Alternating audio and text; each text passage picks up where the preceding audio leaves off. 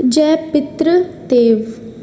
सर्व पितृ अमावस्या श्राद्ध पक्ष की अमावस्या को कहा जाता है और यह पितरों को तर्पित करने का विशेष दिन है। इस दिन पितरों की आत्मा की शांति के लिए तर्पण, श्राद्ध और दान किया जाता है। यदि किसी कारणवश कोई व्यक्ति पूरे पितृपक्ष में अपने पितरों का श्राद्ध नहीं कर पाया हो तो वह केवल इस दिन श्राद्ध कर पूरे पितृपक्ष का पुण्य प्राप्त कर सकता है। आज हम आपको सर्व पितृ अमावस्या की पौराणिक कथा सुनाने जा रहे हैं। यह तिथि हमारे पितरों को तृप्त करने और स्मरण करने का सबसे महत्वपूर्ण अवसर है। ये कथा है सर्व पितृ अमावस्या की। देवताओं के पितृगण अग्निश्वात सोमपथ लोक में निवास करते थे। ये पितृगण अत्यंत ज्ञानी, तपस्वी और धर्मप्रिय थे। उनके आशीर्वाद से देवता, ऋषि और मनुष्य सभी लाभ पाते थे। इनकी मानसी कन्या अच्छोदा एक पवित्र नदी के रूप में प्रकट हुई। पुराणों में अच्छोदा नदी और अच्छोदा सरोवर का उल्लेख मिलता है जो कि कश्मीर क्षेत्र में स्थित माने जाते हैं। अच्छोदा अत्यंत तपस्विनी और धर्मपरायण थी।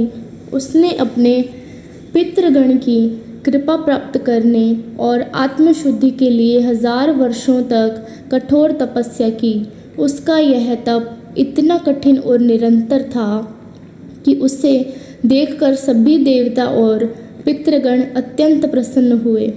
अच्छोदा की तपस्या से खुश होकर पितृगण अमावसु सहित उनके सामने प्रकट हुए। उन्होंने कहा, हे पुत्री, तुम्हारी तपस्या से हम अति प्रसन्न हैं। अब जो भी तुम चाहो वर मांग लो।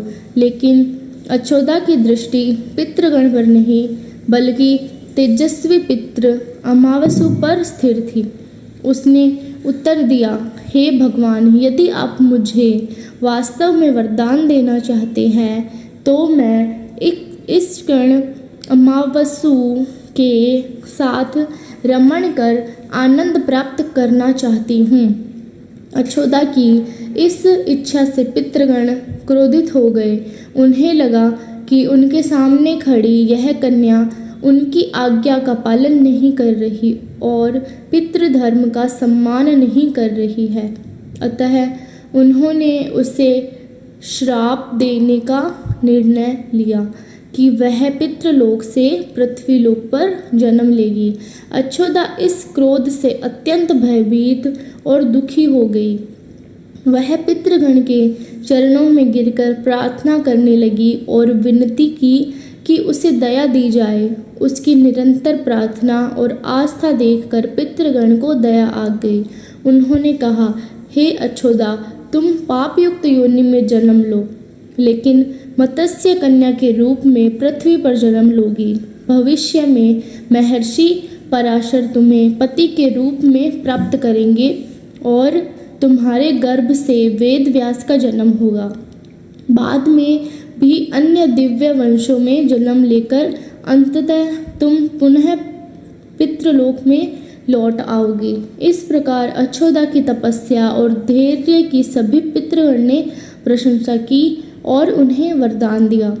साथ ही यह निर्णय लिया गया कि अमावस्या की यह तिथि अमावसु के नाम से जानी जाएगी और जो व्यक्ति पूरे पितृपक्ष में श्राद्ध नहीं कर पाए वह इस दिन श्राद्ध करके अपने पितरों को तृप्त कर सकता है। अच्छोदा का यह श्राप और वरदान आगे चलकर उसे महर्षि पराशर की पत्नी और वेदव्यास की माता के रूप में पुनः धरती पर लाया। बाद में वे राजा शांतनु की पत्नी सत्यवती के रूप में प्रसिद्ध हुई और उनके पुत्रों के माध्यम से कौरव पांडव वंश का विस्तार हुआ। तो देवियों और सज्जनों, यही है सर्व पितृ अमावस्या की पौराणिक कथा। आइए हम सभी अपने पितरों और स्मृति में आज श्राद्ध अर्चना करें, उन्हें तृप्त करें और उनके आशीर्वाद से अपने जीवन को धन्य बनाए। अच्छोदा की तपस्या, धैर्य और अटल आस्था से सभी पितृगण अत्यंत प्रसन्न हुए।